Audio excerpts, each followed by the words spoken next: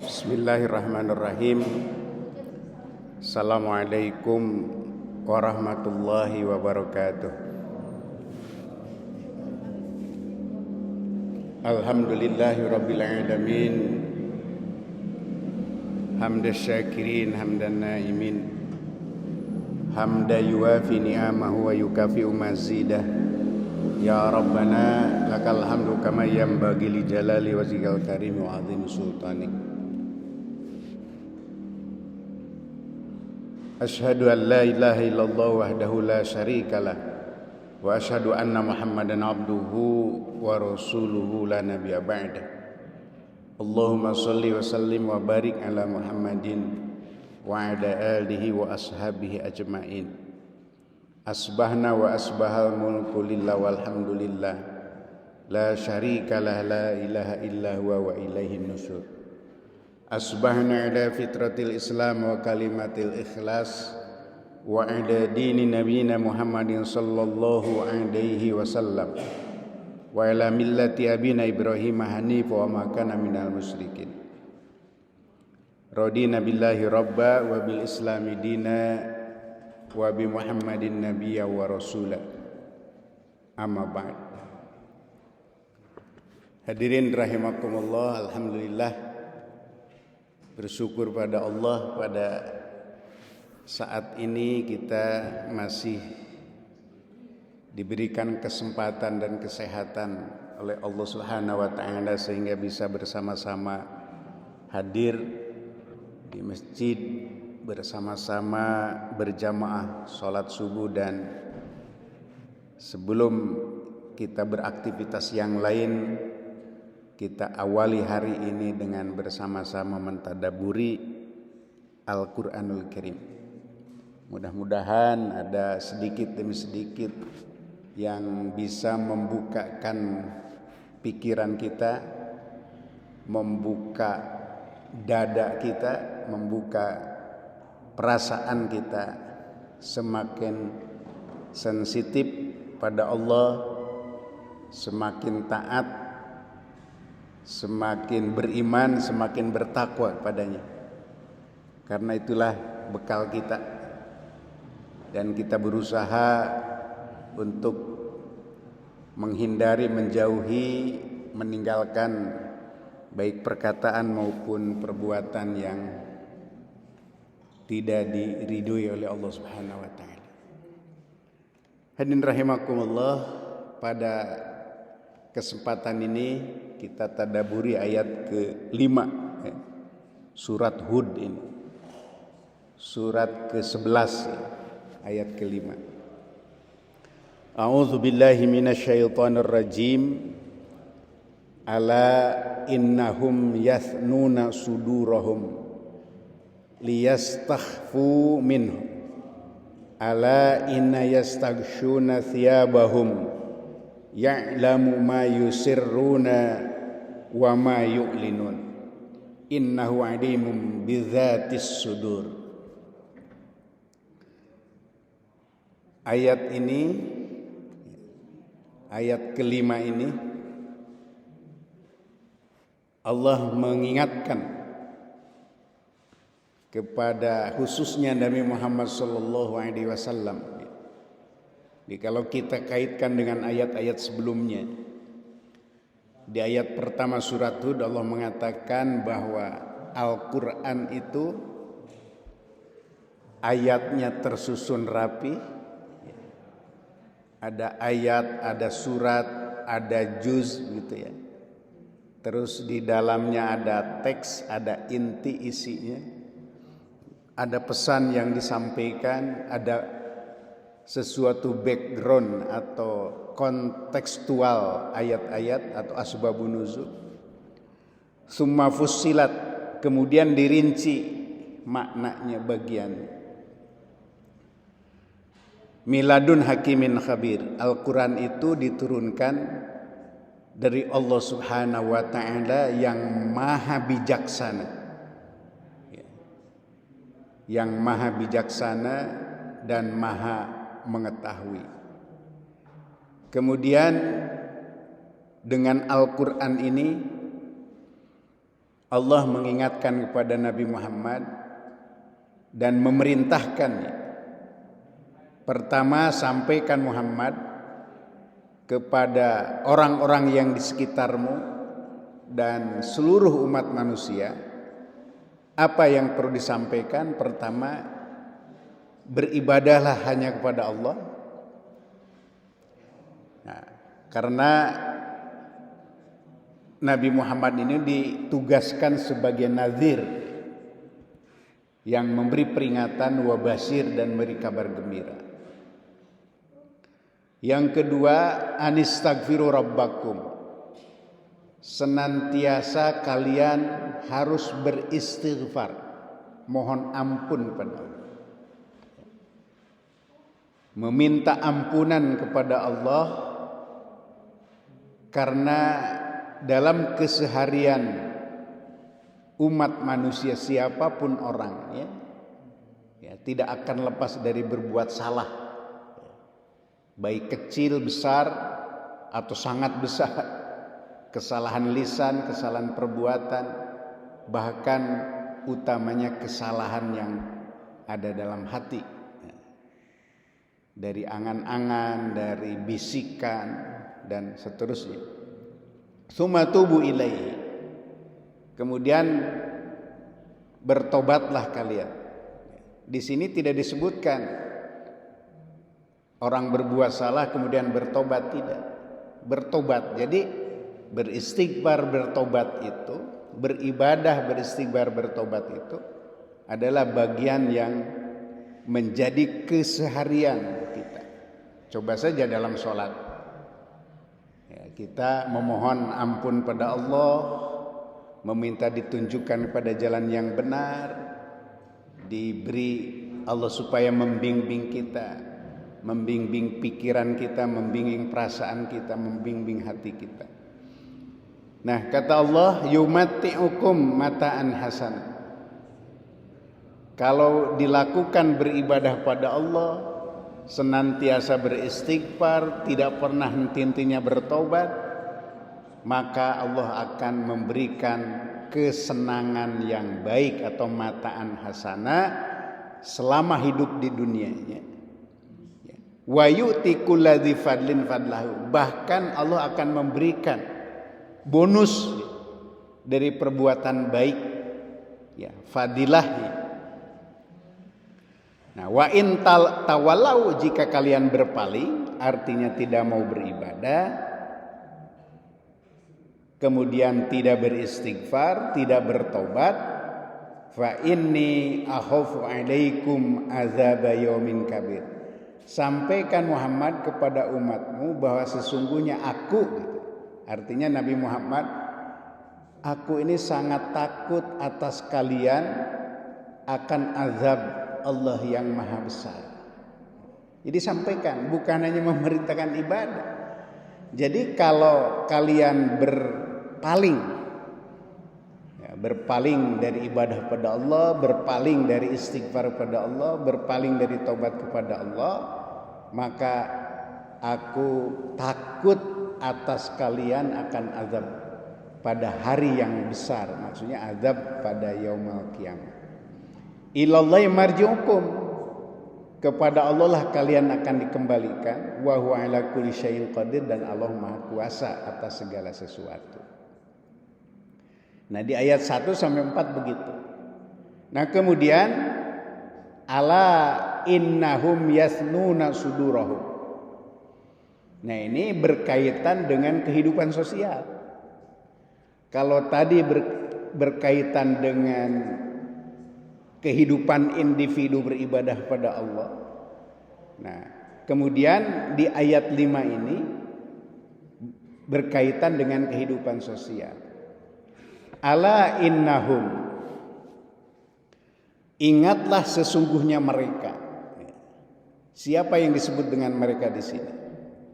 Ada orang musyrik di situ, orang munafik, di terjemahan Al-Quran Kementerian Agama disebutkan sesungguhnya orang munafik itu yasnuna sudurahum, memalingkan dada mereka.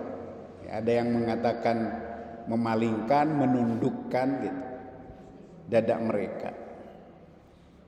Artinya apa? Maksudnya berpaling dari Allah ya, dan terus menerus dalam keadaan mereka seperti itu. Jadi berpaling, kan di situ fa in tawalau di ayat ketiganya, fa in tawalau, maka jika kalian berpaling, fa inni akhafu alaikum azaba yaumin kabir, maka aku sangat takut akan siksa pada hari yang besar itu, maksudnya kiamat. Nah, di ayat kelima, ala ingatlah, innahum yasnuna sudurahum ya, sesungguhnya orang munafik itu memalingkan dada mereka, liyastahfu minhu, untuk menyembunyikan diri daripada Allah, menyembunyikan diri daripadanya. Apa maksudnya? Yaitu menyembunyikan amal keburukan mereka dari Allah, agar Rasulullah dan orang-orang beriman tidak dapat mengetahuinya. Nah, ini salah satu sikap juga. Jadi yasnuna sudurahum itu sebuah ungkapan ditujukan kepada orang yang karena tidak mau perbuatan, perkataan, tindakannya diketahui oleh orang lain, maka dia membungkukkan atau memalingkan dadanya. Karena sebaliknya dari itu adalah membusungkan dada. Dia bertanggung jawab atas apa yang dia lakukan. Kalau perbuatannya benar ya kenapa takut gitu kan. Tapi mereka takut diketahui. Apa artinya takut diketahui kebusukannya? Takut diketahui ya ada sesuatu tujuan di balik apa yang dia ungkapkan dan dia lakukan. Nah, liyastahfu minhu. Ya. Bahkan ya, kalau kita melihat apa yang disampaikan oleh Ibnu Katsir ya,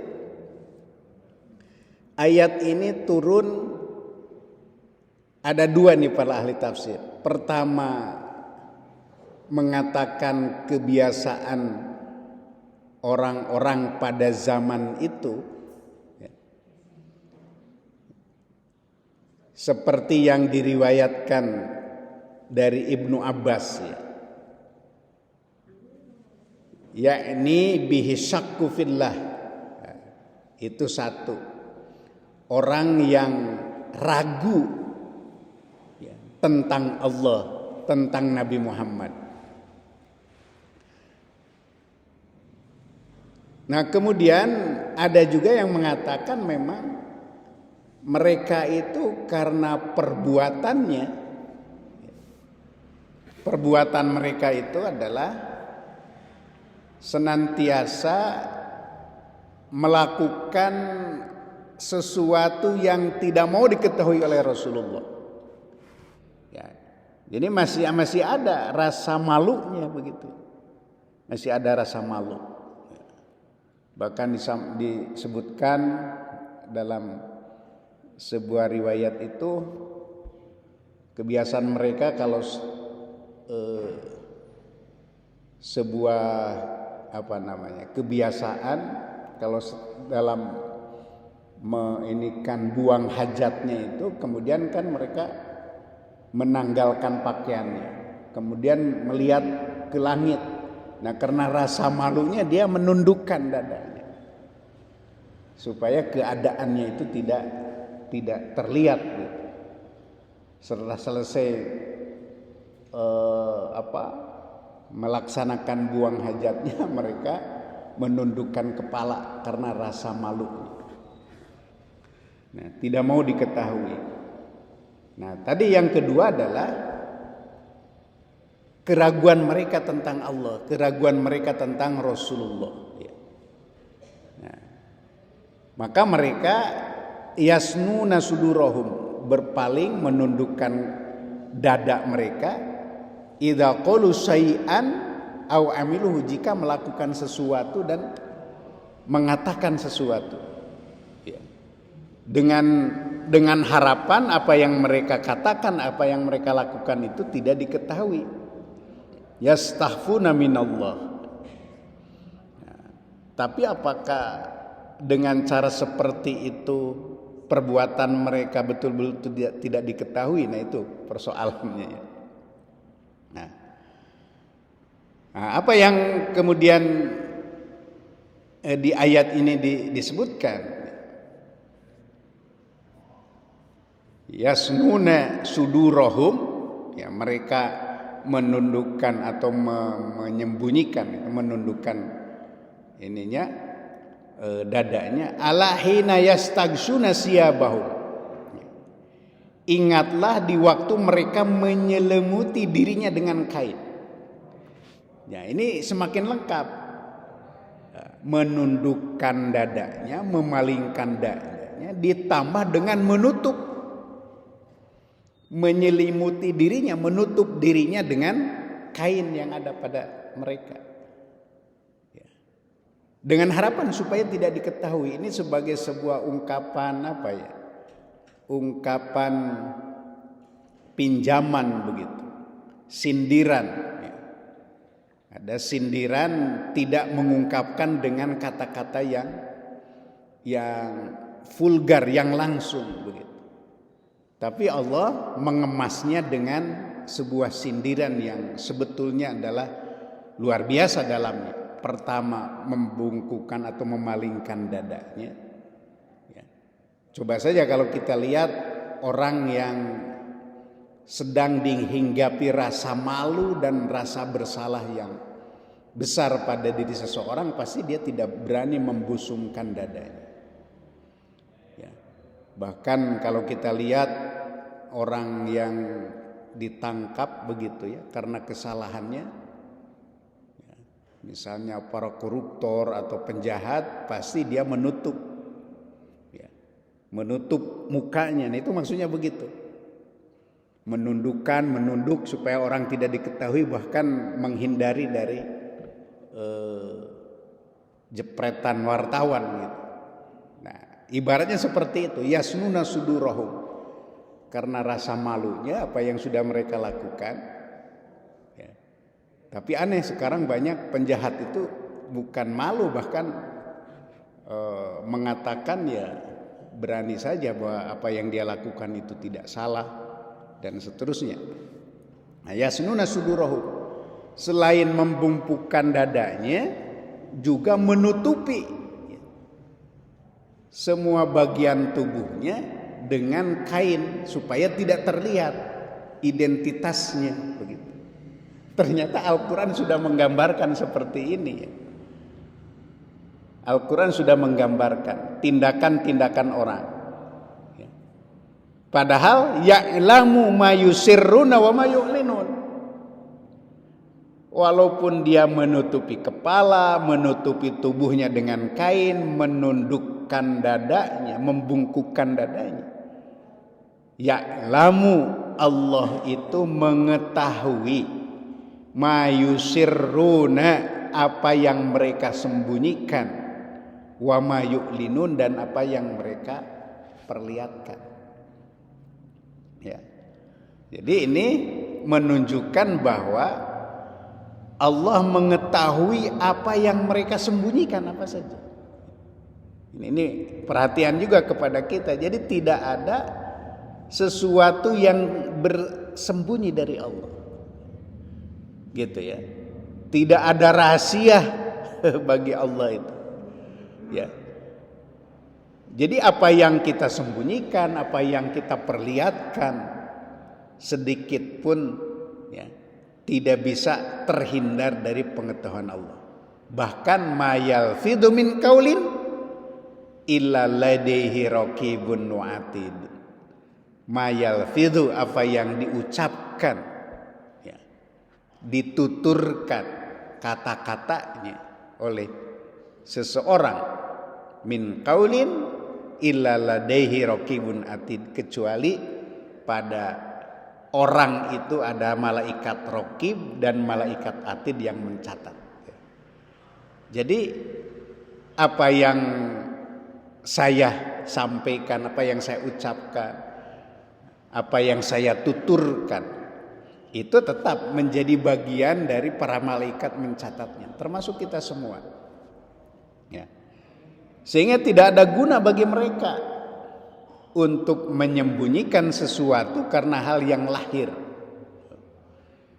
Orang kita kan bisa menyimpan rahasia pada orang, kepada siapa saja, tetapi tidak bisa menyimpan rahasia kepada Allah Subhanahu wa taala.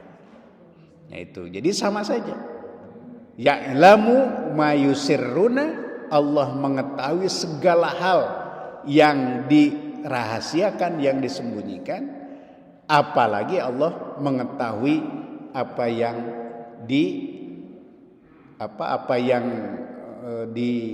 diungkapkan, apa yang diumumkan gitu. Ya. Yang diumumkan melalui berbagai macam media, apa yang dirahasiakan, itu pasti Allah mengetahui. Nah, orang-orang musyrik, orang-orang munafik yang digambarkan dalam ayat ini, itu seolah-olah dia bisa menyembunyikan perbuatan buruknya, ya. Menyembunyikan perbuatan buruk, ya. Menyembunyikan perbuatan makar yang dia akan lakukan. Nah, innahu, sesungguhnya Allah, alimun, maha mengetahui, bidzatis sudur, mengetahui segala isi hati, yakni ucapan yang ada dalam hati. Dia gejolak hati, ya, perkataan yang ada dalam hati manusia kita semua ini, alimun, Allah maha mengetahui. Nah, hadirin rahimakumullah, jadi ayat ini jelas melengkapi ayat-ayat sebelumnya. Kalau dia sebelumnya beribadah, beristighfar, bertobat, itu kaitan atau sepak terjang secara individu orang itu. Tetapi kalau yang menyangkut dengan kehidupan sosial kita, ini di ayat 5. Nah, ala ingatlah bahwa ini maksudnya Allah mengingatkan kepada Nabi Muhammad, ingatlah, sungguhnya mereka itu, orang munafik itu begitu, memalingkan, menundukkan dadanya, untuk menyembunyikan segala sesuatu, ya. Tetapi di sisi lain dia melakukan apa yang salah itu, nah, begitu.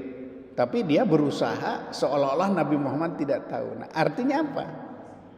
Itu adalah urusan Allah dengan diri. Jadi kalau kita kan berhukum itu harus sesuatu dengan zahir. Al-hukmu biz-zahir. Ya. Kita berhukum, menentukan salah atau tidak dari sisi rasa kemanusiaan kita itu dari apa yang diketahui. Jadi tidak boleh ada asumsi, perkiraan, ya, yang kemudian menuduh orang lain salah. Ya, dalam konteks ini, ya, kita ini harus berhukum kepada sesuatu yang zahir. Ya, makanya kalau ada seseorang yang mengadu perbuatan buruk dilakukan oleh seseorang, ya, pertama harus ada saksi yang menyaksikan. Karena manakala salah menentukan, ya, memvonis sesuatu kepada orang yang sebetulnya dia tidak salah, itu berbahaya, ya. Berarti menganiaya, ya. Nah, jadi Allah mengetahui isi hati mereka. Nah, ini minan niat, dari niatnya, niat kita. Makanya saya pernah sampaikan, alladzina amanu walam yalbisu imanahum bizulmin Ulaika lahumul amnu wa hum muhtadun. Orang-orang yang beriman kemudian keimanannya itu tidak dicampuri dengan kemusyrikan, maka dia akan diberikan, dianugerahi oleh Allah rasa aman, ya. Artinya keselamatan fid dunya wal akhirah. Wa hum muhtadun, dan mereka mendapatkan petunjuk. Jadi apa yang orang beriman kalau keimanannya dicampuri dengan kemusyrikan apa? Pertama itu adalah yang tidak terasa itu adalah syirkun niyah itu. Niat. Syirik, musyrik, menyekutukan Allah tetapi di dalam bab niatnya. Ada syirkun niyah, syirkut ta'ah, ya. Kemudian syirkul dakwah, dan ada yang keempat syirkul mahabbah. Syirkun niyah, musyrik kepada Allah tetapi dalam hati, ya, dalam niat. Gitu. Ya banyaklah gambaran contohnya. Mungkin di awal kita niat lillahi ta'ala. Tapi dalam perjalanan hidup seseorang bisa terganggu, yang asal niatnya lurus tapi niatnya bisa dikotori, ya. Ada motivasi apa. Nah ini gitu. Yang kedua syirkut ta'ah. Niatnya sudah lillahi ta'ala, tapi taatnya, praktiknya tidak sesuai dengan apa yang diperintahkan oleh Allah. Misalnya kita niatnya lillahi ta'ala, sholat ini, saya sholat ini lillahi ta'ala, tapi sholat subuh kita lakukan 4 rakaat. Padahal kan perintahnya 2 rakaat, dengan praktik seperti yang dicontohkan oleh Rasulullah, diabadikan dalam ini. Saya niatnya lillahi ta'ala, semua perbuatan baik itu lillahi ta'ala. Kalau dalam ibadah harus sesuai dengan apa yang diperintahkan, tidak boleh membuat aturan sendiri, begitu. Nah itu. Kemudian ada syirkud dakwah. Harapan dari apa yang dia lakukan itu adalah karena termotivasi, ya, menghendaki ada sesuatu yang bisa kita harapkan selain Allah. Nah, gitu. Makanya yang keempat ada syirkul mahabbah. Sesuatu yang kita lakukan niatnya benar, prakteknya sesuai dengan apa yang diperintahkan. Kita hanya berharap kepada Allah, tapi kecintaan kita kepada Allah itu ditandingi oleh kecintaan kita kepada yang lain. Ini makanya betul-betul harus kita jaga. Jangan sampai akidah atau keimanan kita itu dicampuri oleh apa yang disebut dengan kemusyrikan itu. Nah, kalau tidak dicampuri, Allah menjamin keamanan. Kalau di dunia aman dari segala sesuatu yang bisa mencelakakan, keamanan pangan, ketahanan pangan, pangannya bisa terpenuhi, kemuliaan hidupnya, jaminan itu ada banyak, ya, apalagi bagi kita, ya, seperti sekarang ini, rasa aman itu bisa tentram, tidak selamanya harus banyak rezeki yang dalam pengertian fasilitas hidup terpenuhi begitu. Dengan berlebih, bukan begitu rasa aman itu. Kita semua sehat, suami istri kita sehat, anak kita sehat, cucu kita sehat, itu adalah keamanan kita. Sehingga kita bisa beribadah secara maksimal. Karena ada saja bagian keluarga kita yang sedang dicoba, diuji dengan hal yang lain, mungkin kita berpengaruh terhadap kualitas ibadah kita. Nah, begitu. Jadi ya'lamu ma tukinnu suduruhum. Allah itu mengetahui isi hati. kalian, isi hati mereka. Jadi kalaupun mereka menyembunyikan diri dengan menutup dengan kain, ya, membungkukan kepala, membungkukan dada, ya, dadanya membungkus supaya tidak diketahui identitasnya, tetap Allah itu tahu. Ya. Jadi tidak ada rahasia. Nah, ini ada sebuah ungkapannya ini. Ada sebuah ungkapan dari seorang pujangga namanya Zuhair bin Abi Sulma. Zuhair bin Abi Sulma ini adalah bersaudara dengan Bujair.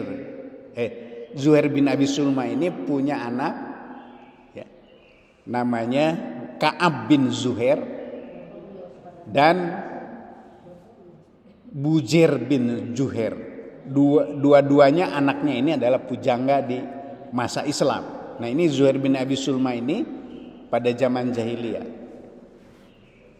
Ini terkenal, ya, sebagai seorang pujangga yang lontaran-lontaran karyanya itu terkait dengan pelajaran atau hikmah. Apa ada yang dia katakan? Fala taktumunnallaha ma fi nufusikum liyukhfa famahma yuktamu Allahu ya'lam. Maka janganlah kamu sembunyikan apa yang ada pada dirimu kepada Allah Subhanahu wa taala. Liyakhfa, agar Allah tidak, liyukhfa, agar sesuatu itu tersembunyi.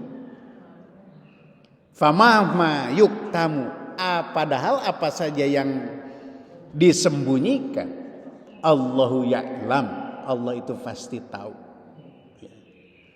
Jadi jangankan perbuatan, jangankan perkataan yang sudah keluar dari mulut kita, bisikan hati itu zatis sudur matukin sudurahum bizatis sudur, apa bisikan hati atau mungkin ya apa yang perbuatan dalam hati seseorang itu pasti Allah mengetahuinya, ya, yang besar yang kecil, ya, itu. Makanya Abdullah bin Sadad ini idza marra bi Rasulillah sallallahu alaihi wasallam sana sadrahu, ya, ada seorang, ya, ada seorang Abdullah bin Sadad mengatakan, ya, di antara salah seorang di antara mereka ketika melewati berpapasan dengan Rasulullah itu sana sadrahu, karena rasa malunya, ya, karena dia berbuat sesuatu yang tidak baik, sana sadrahu, dia bungkukkan dada, wa gotoro sahu, dan dia tutup, ya, tutup sebagian tubuhnya, ya, mukanya, supaya tidak diketahui oleh orang, ya. Nah ini, jadi apa yang yang disabdakan baik oleh Rasulullah dan apa yang difirmankan oleh Allah Subhanahu wa taala ini memang mencerminkan, ya, bahwa apa yang dilakukan oleh seseorang itu tidak menjadi sesuatu rahasia, ya, bagi Allah Subhanahu wa taala. Makanya ini harus hati-hati kita. Nah, kemudian Ibnu Abbas mengatakan bahwa ayat ini, ya, terkait dengan keraguan-raguan mereka, perbuatan yang mereka lakukan, ya, baik menyangkut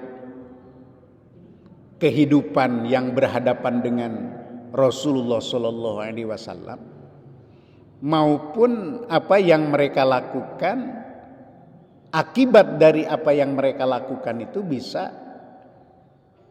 memperparah kehidupan, begitu ya, kehidupan sosial. Karena ini persoalan, ya.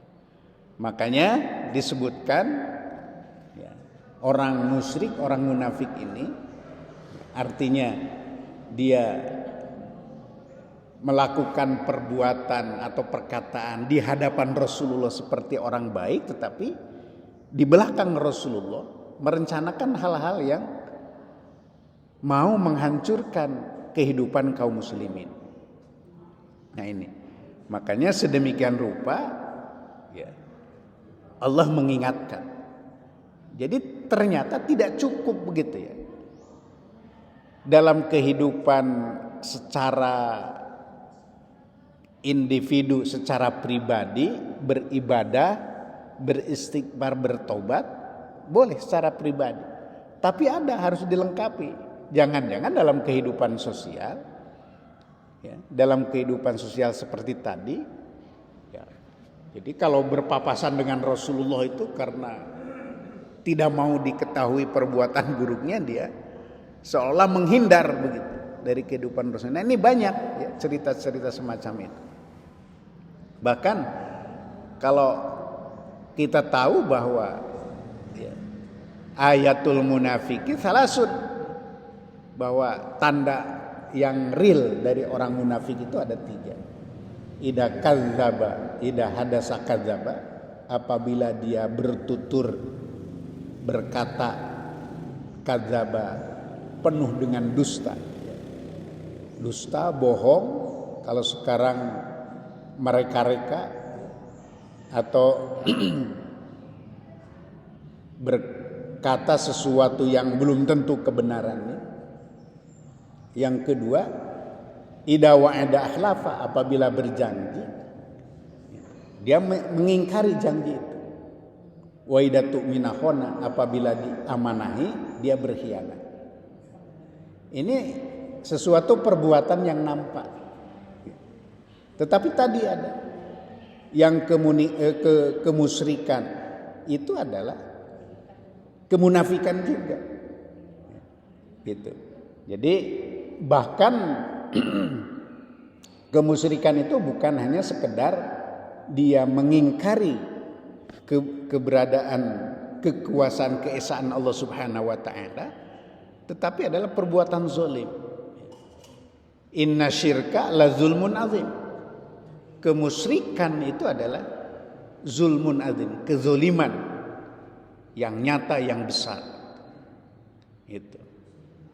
La tusyrik billah, jangan menyekutukan Allah. Inna syirka la zulmun azim. Karena kemusyrikan itu luar biasa beratnya, ya. Nah, ini akibat dari kemusyrikan itu kezuliman yang nyata. Nah, hadirin rahimakumullah, di dalam ayat ini sebetulnya terang benderang. Jadi ayat ini terkait dengan situasi kehidupan masyarakat pada zaman itu ya, ternyata dalam berislam itu tidak berhenti pada beribadah secara pribadi, beristighfar, bertobat, tetapi juga ada persoalan lain. Tadi bahwa harus diingat, ala innahum yasnuna sudurahum.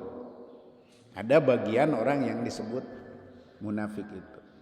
Nah, makanya sedemikian rupa dalam sejarah kehidupan umat muslim ya, sejak zaman Nabi Muhammad begitu.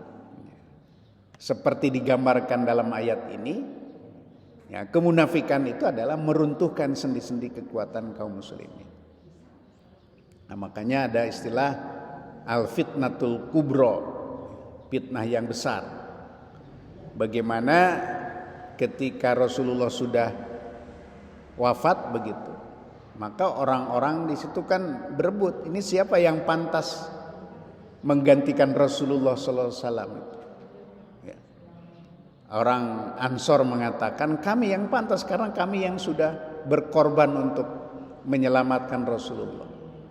Tampillah ya, orang-orang Ansor, artinya orang penduduk Madinah yang asli. Nah, orang Muhajirin mengatakan kami berkorban meninggalkan semua aset di Mekah, kami tinggalkan itu semua karena kami mengikuti Rasulullah. Perdebatannya sangat luar biasa sengitnya. Nah, hal semacam ini kemudian ya memang ada solusinya, ada jalan keluarnya. ya, tetapi terus membuat ketidaknyamanan begitu, ketidaknyamanan di kalangan para sahabat. Nah, inilah yang kemudian menyebabkan benih-benih persengketaan di dalam apa yang terjadi di kalangan sahabat Nabi. Nah, apa yang dikatakan oleh Ibnu Abbas tadi, bahwa ini ternyata terkait dengan keraguan, asyakku fillah wa amalus sayyi'at, keraguan tentang Allah Subhanahu wa taala. Ya. Jadi bagi mereka keraguan tentang Allah itu sudah sedemikian membekas pada dirinya. Makanya kalau kita sebagai orang beriman kan rasanya aneh gitu. Sedemikian rupa ayat-ayat Al-Quran yang sudah sempurna dari proses tanzilnya, turunnya, sampai pemilihan kata yang dilakukan, termasuk makna yang terkandung di dalamnya, kan sudah jelas. Nah, sementara masih ada orang yang meragukan. Demikian juga amalus sayyi'at. Amalus sayyi'at itu perbuatan yang buruk. Nah, ya, perbuatan yang buruk ini, nah, seperti apa yang senantiasa ya, kita berusaha untuk menghindarinya. Ya, ukuran perbuatan buruk itu kan sering saya sampaikan. Ya, ada yang disebut dengan perbuatan ya, buruk itu adalah perbuatan buruk yang jadi ukurannya itu adalah agama, ya, seperti kemusyrikan, kemunafikan. Ada yang ukuran buruk baik itu adalah kehidupan sosial masyarakat, yang itu adalah ukurannya diserahkan kepada setempat ya, atau kepada keberadaan di tempat-tempat tertentu. Nah, ini keburukan itu. Keburukan atau baik buruk itu ukurannya adalah adat istiadat, ukuran baik dan buruk mungkin budaya tertentu ya. Bagi kita seorang anak kemudian berlantang bersuara keras di hadapan orang tuanya itu tidak sopan. Tapi bagi budaya di luar sana mungkin itu sudah terbiasa. Nah, dalam pengertian bahwa ada sesuatu yang ukurannya agama, ukurannya mungkin sekarang ditambah dengan ukuran negara begitu ya, ukuran budaya. Itu makanya kita sering dihadapkan pada persoalan-persoalan yang senantiasa menurut pandangan kita baik, tapi dalam pandangan umum tidak baik. Nah, atau Al-Hasan mengatakannya terkait dengan ayat ini adalah idza qalu syai'an aw amiluhu yadhunnuna annahum yastahfuna minallahi bidzalika. Jika mereka mengatakan sesuatu atau berbuat sesuatu, mereka memperkirakan annahum yastahfuna minallah bidzalika. Nah, ini bisa bisa tersembunyi dari Allah. Fa'alamuhumullahu ta'ala annahum hina yastaghshuna siyabahum inda manamihim fi zulumatil lail. Ya. Maka Allah Subhanahu wa ta'ala lebih mengetahui hina yastaghshuna siyabahum, sekalipun mereka menutupi tubuhnya dengan kain. Nah, inda manamihim, pada saat mereka tidur gitu. Jadi kalaupun kita berselimut di atas kasur ya, fi zulumatil lail, di kegelapan malam, orang dari manusia kita bisa terhindar dan kita tidak bisa tahu. Tapi Allah Subhanahu wa taala a'lamuhum, mengetahui mereka. Nah ini. Jadi ya'lamu ma yusirruna itu. Ini persoalan yang luar biasa, ada sir, ada rahasia, ya. Bukan hanya tidak mengungkapkan tetapi dirahasiakan. Nah, ini wa ma yu'linuna, apalagi apa yang diungkapkan. Yang diungkapkan jangankan ya Allah yang Maha tahu, kita saja ya, apalagi sekarang kan bisa orang mengungkapkannya di media sosial gitu. Kalau kita baca status orang-orang di media sosial kan tahu kita ya, kalau kalimat yang digunakannya begini, itu tandanya apa. Kalau ungkapan-ungkapannya ketika dia benci atau tidak menyukai seseorang, dia ungkapkan walaupun mungkin kata-katanya disembunyikan, itu pasti tahu. Nah, jadi apa yang dilakukan oleh seseorang yang kemudian dikategorikan sebagai orang munafik, orang musyrik, ini sedemikian rupa ya, tidak ada rahasia dari pengetahuan Allah Subhanahu wa taala. Nah, makanya pelajaran apa yang bisa kita ambil dari ayat ini setidak-tidaknya ada dua hal. Yang pertama adalah bahwa penjelasan tentang kebodohan orang-orang musyrik, di mana mereka mencoba menutupi wajah mereka dari Allah.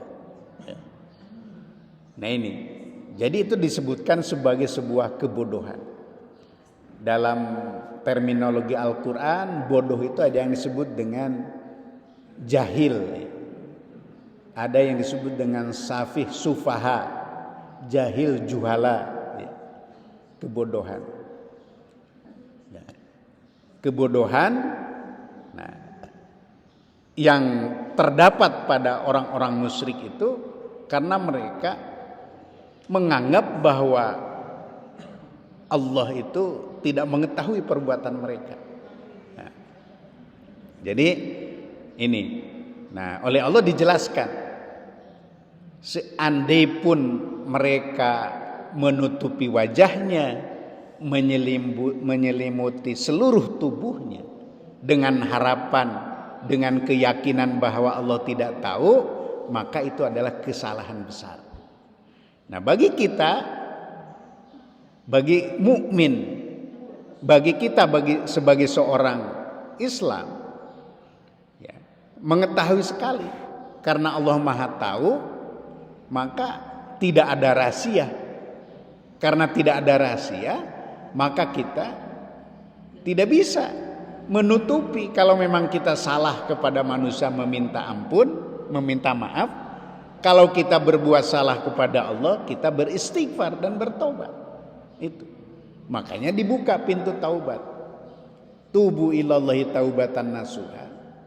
Ya, istaghfiru rabbakum, beristighfarlah, bertobatlah kepada Allah. Nah, yang kedua, bahwa kembalinya seluruh manusia kepada Allah, baik mereka mau atau tidak mau. Ya, makanya ya, bagi kita bahwa perjumpaan dengan Allah, kembali kepada Allah itu sesuatu yang kita harapkan. Ya. Kalau mereka ini mendustakan, ya, jadi tahapan terhadap hari akhirat itu pertama, orang tidak percaya, ya. La yarjuna liqa'ana, mereka tidak percaya, mereka tidak berharap, bahkan mereka mendustakan perjumpaan dengan Allah. Nah, jadi melalui ayat ini Allah menegaskan bahwa seluruh manusia itu akan kembali kepada Allah. Ilaihi marji'ukum, siapapun orangnya akan kembali, akan dikembalikan kepada Allah. Ya, tetapi kembali kepada Allah itu ada yang rela, seperti orang beriman itu sangat berkeinginan untuk berjumpa dengan Allah.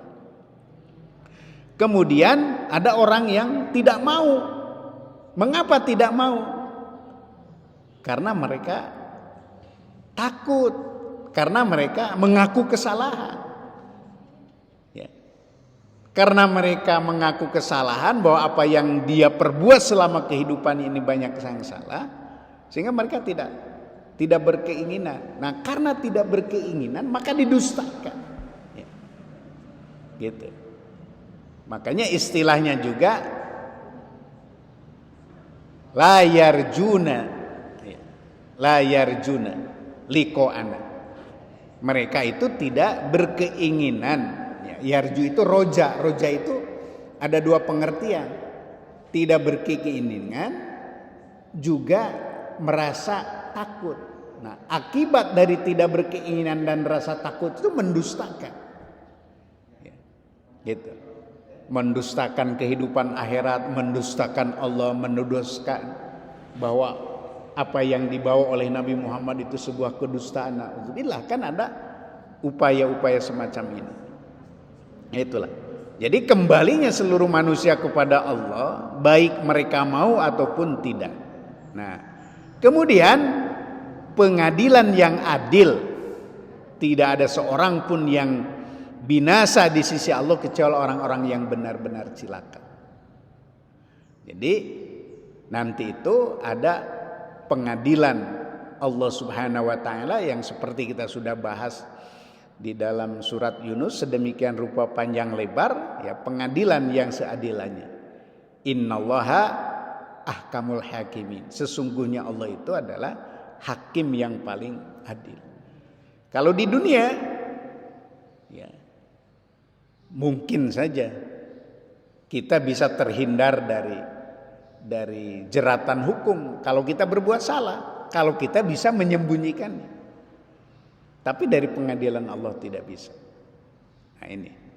Jadi pelajaran pertama adalah Allah menegaskan kebodohan orang-orang musyrik, kebodohan orang-orang munafik, karena dengan mencoba membungkukkan punggungnya, membungkukkan dadanya, menyembunyikan wajahnya, menyelimuti tubuhnya, maka dia bisa terhindar dari pengetahuan Allah.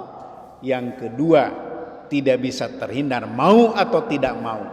Setiap manusia akan menemui kematian, setelah kematian akan dikembalikan kepada Allah. Ada yang dikembalikannya berkembali kepada Allah dengan hisaban yasira, dengan penghisaban yang ringan, ada dengan hisaban asiro, penghisaban yang berat, ada yang kembali kepada Allah, ya, bighairi hisab, tanpa hisab, ada yang sama sekali hisabnya itu adalah menutupi keinginan mereka untuk selamat dari ancaman Allah. Nah, inilah apa yang sedemikian rupa ayat ini ternyata luar biasa lengkapnya, ya, menginformasikan kepada kita siapa Allah sebenarnya, siapa Nabi Muhammad sebenarnya, siapa kita, apa yang mesti kita lakukan, apa perbuatan kita, kemana kita akan pergi. Nah, itulah kepastian ajaran agama kita. Mudah-mudahan dua pelajaran ini bisa kita semakin yakin. Jangan sampai kita mengikuti kebodohan orang-orang musyrik. Yang kedua, jangan sampai kita mendustakan perjumpaan kita dengan Allah Subhanahu wa taala. Mudah-mudahan apa yang saya sampaikan bermanfaat bagi kita semua. Hasbunallahu wa ni'mal wakil, ni'mal maula wa ni'man nasir, wala haula wala quwata illa billahil aliyil azim. Assalamualaikum warahmatullahi wabarakatuh.